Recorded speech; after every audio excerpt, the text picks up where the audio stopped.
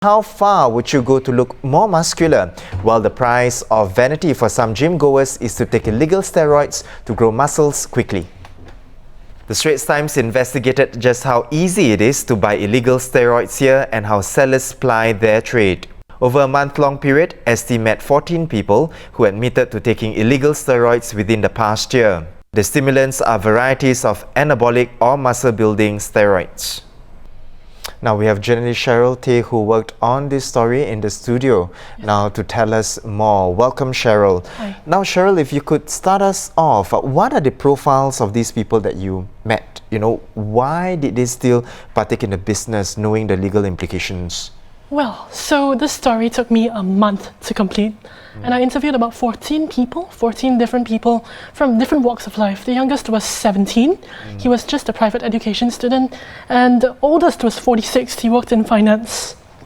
But the one thing that all of these people had in common was that the steroids that they took were illegally imported. So maybe it's the fact that most of them were strikingly normal that stunned me, because you would expect like huge guys that have a bad attitude, but no, these were very friendly, likable people. Right. That's what shocked me. And of course, they look like any man on the street. They do, but they do look twice as big as the normal man. Of course, Yeah.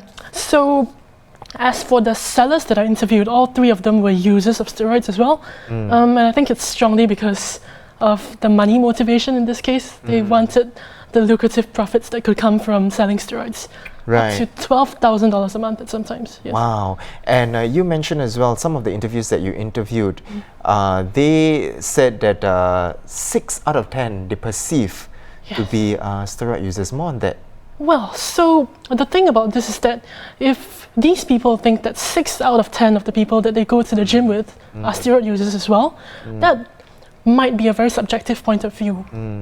But what struck me in this case was that if they had this perception, they must be rooted on something. It's because a lot of people are taking steroids around them and other reasons as well. But yeah.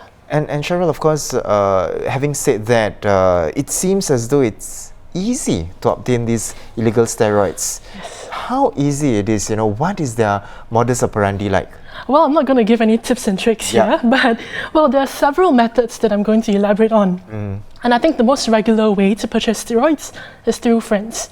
So friends of friends of friends who might go on pharmacy runs to Bangkok, who might go to China for a pharmacy run and bring the steroids back. And there are some other ways as well, which I uncovered as part of this encounters with these people. The first is where they get their steroid orders from regulars at the gym.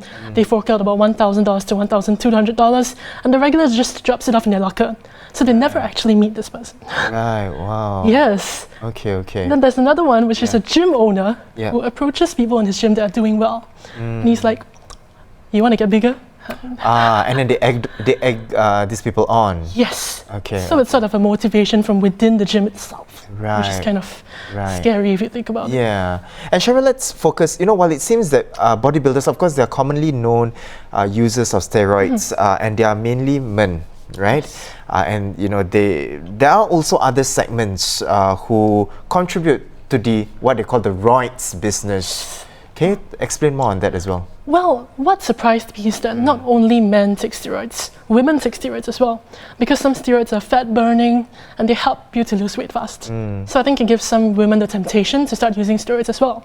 And then there's also very young people who are in their early teens, like 13 to 15 years old, that look at their older brothers, their older cousins, their friends at school, and have the ambition to grow as big as them as well, so they take steroids too. Right.